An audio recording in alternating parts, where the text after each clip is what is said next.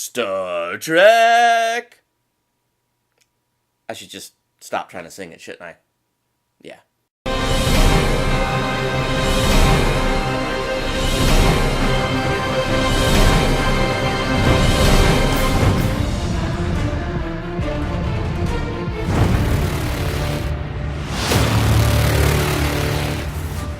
Pardon me.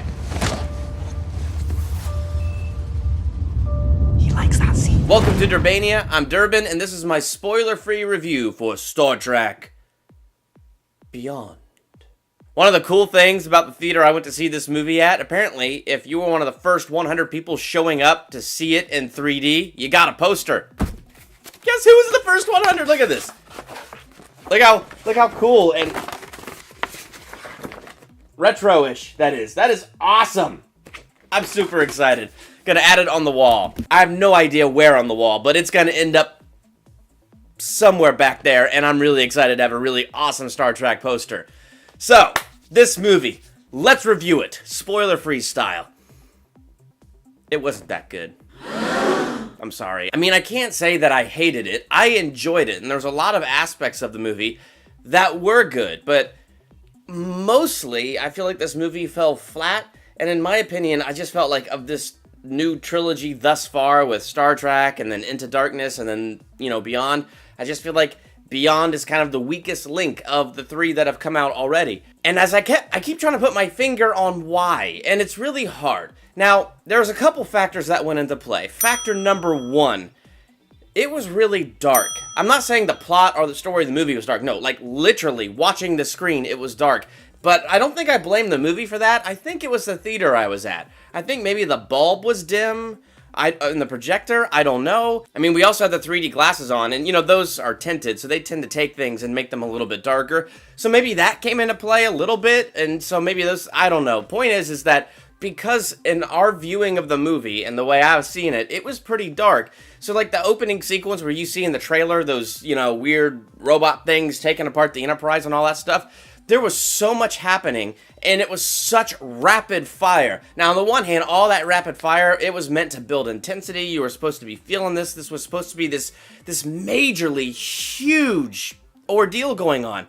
But it was happening so fast, I couldn't tell what was going on top of the fact that my screen was very, very dark. So there were things that came back later in the movie as a result of that scene, and I just remember leaning over to my wife and going, wait, when did what are they talking about happen? When did this happen? She's like, shh, because we're in the movie. But it's like, I don't know. So I don't know if that's the movie being dark or if that was just like the particular bulb in our theater being dark. The other factor is I had to pee so wicked bad.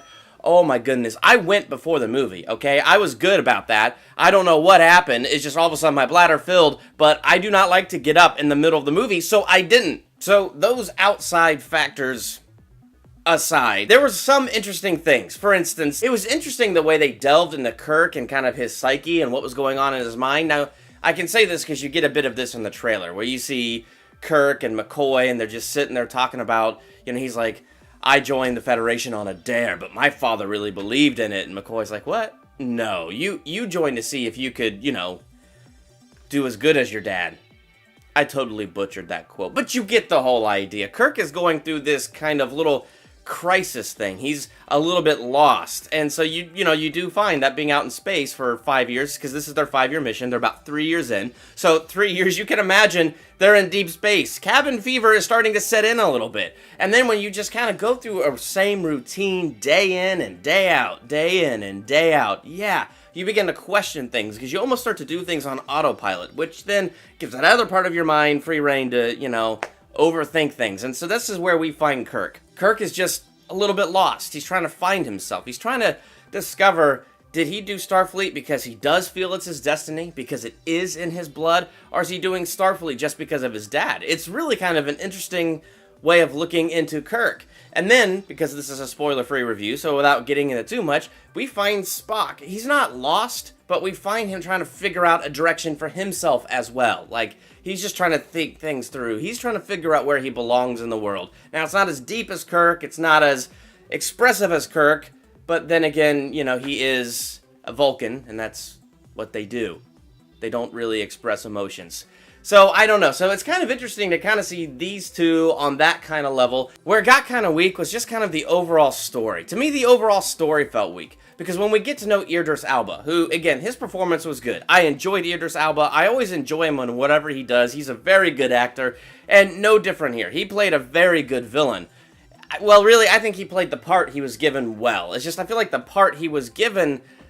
I don't know. I wonder if this is a Batman v Superman thing, where a half hour of this got left on the cutting room floor, and putting that half hour back in the movie would make this huge difference. So I don't know. Idris Elba as the bad guy, he had some interesting motivation, but I guess just I feel like the way it was written, it just didn't land, I guess. I guess that's where I'm at when it comes to Idris Elba as the bad guy. He himself did a great job acting it out. It felt like the story they tried to put behind him was interesting. It just didn't feel like it was executed to the full potential it could have been executed. So I think that's where I am with that.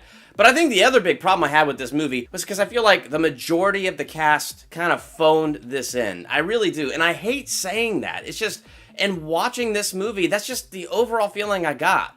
Just kind of felt like everybody that was in it was a little tired. You know, we've done this 2 times before. This is gonna make money. I mean, I don't know. I'm not trying to read into their emotions or anything and all that stuff. It's just, there was this feeling I got from the movie where it's just, I did not feel like I got the same passion from these actors that I got from the other 2. And so I felt there was a disconnect there. And so that was kind of hard, especially when you're introducing that new girl whose name I can't remember, but Scotty called her Lassie a whole bunch.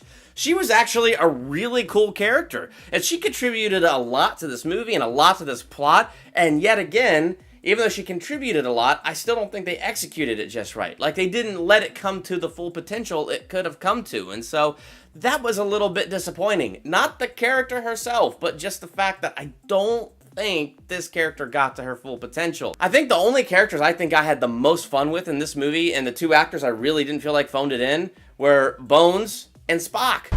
Well, at least I won't die alone.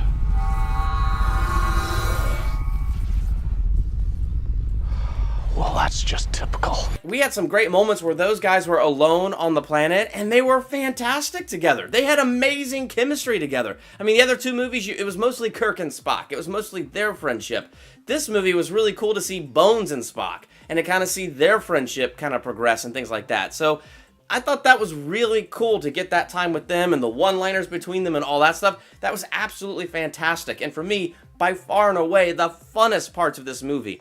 And visually, it was cool. It's Star Trek. There had better be awesome visual things in this movie.